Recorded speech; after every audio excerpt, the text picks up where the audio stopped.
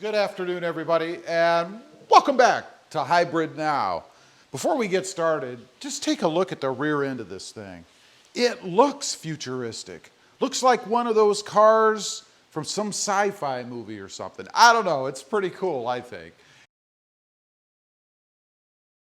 Anyway, I wanted to pop open the hatch, the rear door as Toyota calls it, and see just what's underneath. You know, it looks like it has some styrofoam in it or something. So we're going to grab the key, go ahead and hold down the open button. Have my new height, by the way. I adjusted it in a previous video. So if you're curious about that, check it out. I think I'm going to go ahead and remove, and this is how you do it, by the way, I guess. Going to go ahead and remove the cover. And I've not done this before, so let's see. Looks like it just kind of pops out of there, I think, yeah.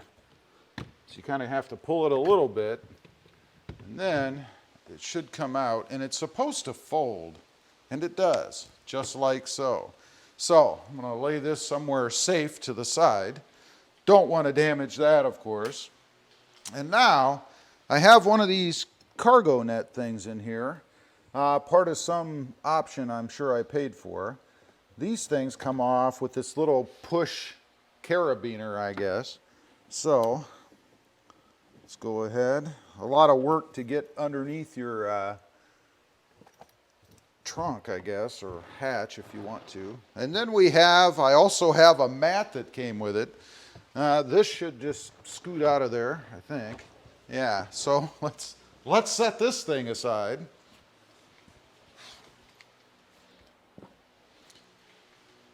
All right, now I think we're finally to underneath here. There's a little notch here. You stick your hand in to fold that back. That's a nice touch. I wonder, does this thing come out? It doesn't appear to, but I bet it does. So let's kind of lift it up, and indeed, it is a fiberglass, or not fiberglass, styrofoam tray in here. You can see there are lots of slots in there. Let me move you a little closer. There are lots of slots in there so that you can store stuff, I guess. But, of course, you want to keep the weight down so that you can maintain fuel economy. I mean, that's the whole idea with a Prius, right? So, let's see what we have in here. In mine, anyway. Looks like we have some tools, or a tool of some kind here. This is the tow hook thing. You take that little cover off that you'll see a little square cover probably in the front, and it looks like there is one in the rear. It's right down below. Let's see if I can show you that. It's right down there where you would pop the cover and go ahead and screw this thing in if you wanted to latch on to tow it somehow. I don't know. Let's go ahead and get that back where it was. And then we have some kind of a box. I'm not sure what this is. Let's see. Oh, it's the tire puncture repair kit. I'm a little hesitant to open it. I'm not going to open it because it looks like it's kind of sealed. I don't know if there's anything in here that can dry out or not. But this is the tire repair kit, apparently, if you happen to have the exact right kind of failure. And then this looks like the stuff that yeah, hear that? This is the stuff that you squirt inside. And it does say on here maximum speed after you do this is 50 miles an hour. So they don't want you to drive like a madman or a mad woman. But you stick this in, squirt the stuff into your tire, and that's supposed to get you back on the road, I guess. And that's it. It does look like these little panels here do come out, but you have to pull these there's little nubs in here to take them out. Eventually I'll probably pull those out so we can see what it looks like. Now over here on this side there is what appears to be a battery.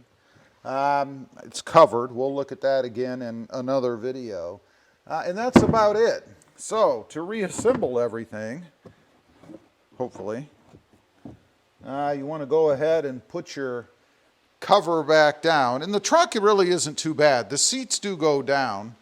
Not too difficult, I don't think. Let's take a quick look at that. I'm curious myself as to how the seats actually go down. So we'll take a look at the the driver's side. Make sure I don't open my door into a pole over there. And up top, we have a little, right here, you can see this little slot. There's a little lever. You pull, and then the seat goes down, just like that. So, give you some kind of an idea with one up and one down, for perspective, how much more room you do have in there if you want to, I don't know, put something long back there or whatever. Now, let's go ahead, put that back up. It should just snap right back into place, I think. Don't see anything else extremely interesting back here. Yeah, that's it. So just go ahead and put it back down. There is no, I don't think, let's take a look. Yeah, there really is no storage back here. You have the connections and things underneath this area because the battery is underneath the rear seat. So your passengers, when they're riding around with you, are riding on top of a battery. Not that big of a deal. One other thing I'll mention while I'm back here, the headrests do go up. They have the typical little button here on the side. To go ahead and pull them out, you do have to tip it forward, the seat, and then you can go ahead and pull the headrest all the way out. I'm going to make sure mine are all the way down for visibility so we don't have any issues that way. Anyway, I just kind of wanted to get on here and take a look at what is underneath the cover there, because I've had a lot of people, or I've seen a lot of videos rather, of people showing that, and it was really kind of hard for me to believe that it was just styrofoam, but it is just styrofoam, and I imagine that's for a weight-saving reason or feature. You're trying to keep it as light as you can, again, for fuel economy. Leave a comment. Let me know what you think. Did you know it was styrofoam back there? I mean, let's face it, there's a lot of styrofoam in the car anyway for crash prevention or safety and that kind of stuff. But it really is. It really is styrofoam, and you do have the repair kit as well as a lot of other storage options under there. One other thing I will add, if you have the Prime, there's a spot back there where you can put the charging cord. A little bit inconvenient if you carry a bunch of stuff around with you. Obviously, you have to be able to lift that up to access that area. But nonetheless, they do provide a spot where you can put your cords and things if you have the Prime version, the plug-in version. Leave a comment. Let me know what you think. Thanks for watching. Stay safe out there. Bye.